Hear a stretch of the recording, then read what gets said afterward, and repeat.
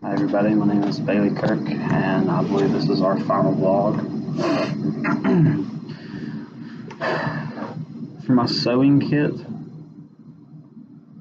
the first item that I thought would go in and work well would be a tattoo on your arm, because how all the not inmates, but all the people that were put into the camps got the tattoo of their number on their arm, and that is like a very iconic image, like, of people that were in the camps. Like, they show that, and like that's their, like,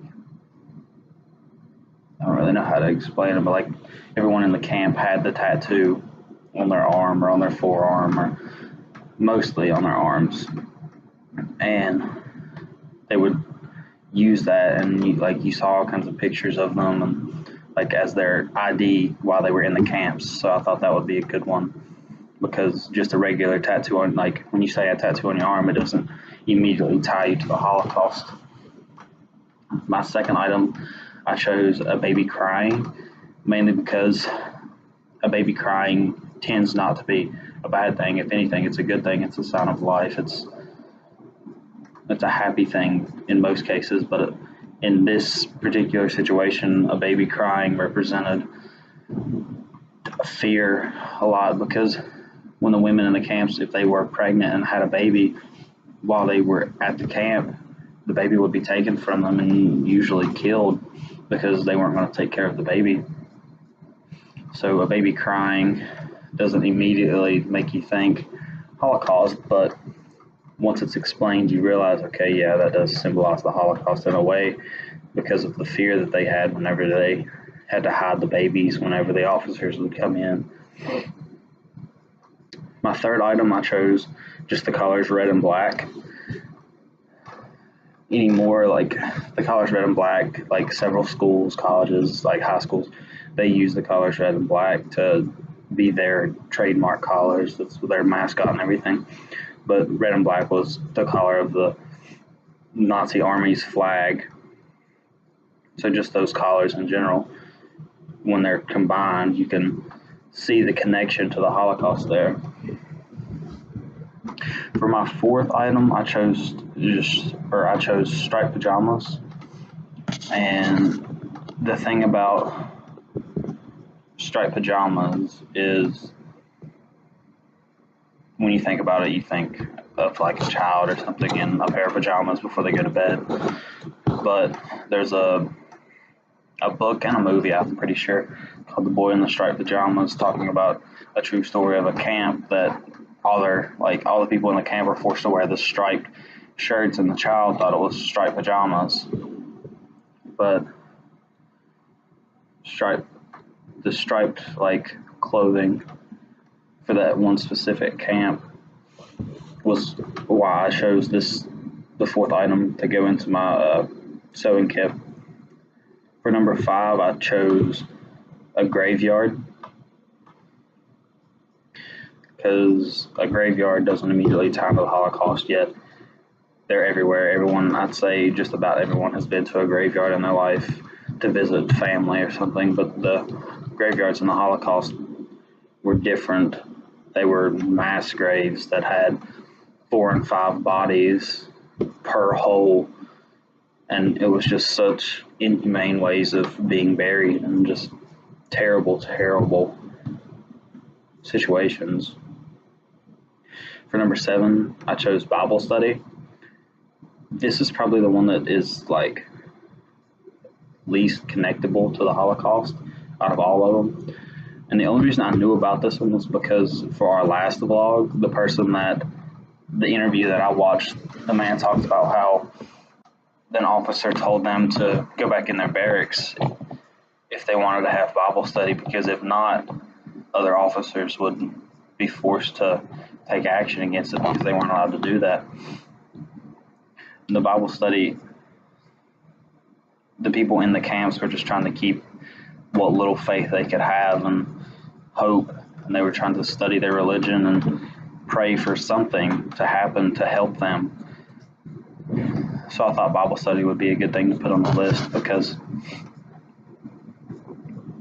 they, like, everything was taken away, even their ability to worship their God. For my next item, I chose identical twins. This one may be the easiest to connect to the Holocaust out of all the ones on my list, but I still felt like just saying identical twins wasn't enough to say, okay, yeah, that's definitely the Holocaust, because identical twins are rare. You don't see them very often, and usually twins are, like, so connected and such good friends, and, like, they're siblings, but they're also each other's best friends. But in the Holocaust, of course, if identical twins came into the camps, they would do testing on each of the twins. Usually one of the twins, they would do severe testing and seeing if it would affect the other twin, which of course it didn't. They were two different people. But twins had it worse than anyone else in the Holocaust, in my opinion, just because of they were taken away from the normal lifestyle and being treated even worse and injected and having these experimental surgeries done on them for no reason. For my 8th item, I chose barbed wire fences. Barbed wire, you see it really everywhere, especially nowadays. Like, companies will have barbed wire fences, like, around their storage units and stuff like that, or back home where I'm from, like, the mines has barbed wire fences up, and they only open whenever, like, they're actually working. And they're around the, like, most of the property that's easily, like, accessible. They have a barbed wire fence up so people don't get in to steal stuff. And that's how barbed wire is supposed to be used usually, is to keep people out. But in this situation, barbed wire was obviously used to keep people in so people wouldn't attempt to escape and climb over the fences to run away. For number 9, I chose rats, because this is another one that I got from my interview, because he described how he lived, like, in their barracks. They lived with the rats because there was clearly, like, they weren't well maintained, they weren't clean, and rats would get in. And he talked about, like, whenever he would try and sleep, you would hear the pitter patter, as he said, of rats running across the floor, or rats, like, making noise. And it was something that he just got used to. But, like, whenever he would hear a rat, like, make a noise, once the Holocaust was over and he was out, it would take him back to when he was trying to sleep at night there. And for the 10th thing that I thought would go good in my sewing kit would be the American flag, because the American flag, of course, has connection to the Holocaust, because America was a big liberator of the concentration camps. But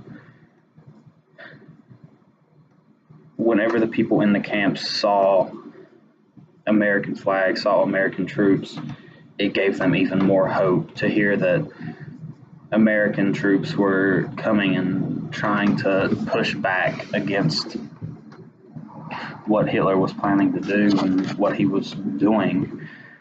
It gave them even more hope to hold on, that they were going to make it through and it was going to be okay.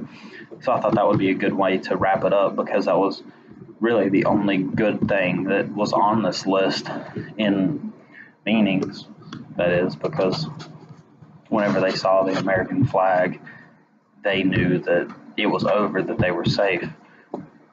And that's why I thought that would be a good thing to add into this one. And that's all for my sewing kit. That's my 10 items. Thank you.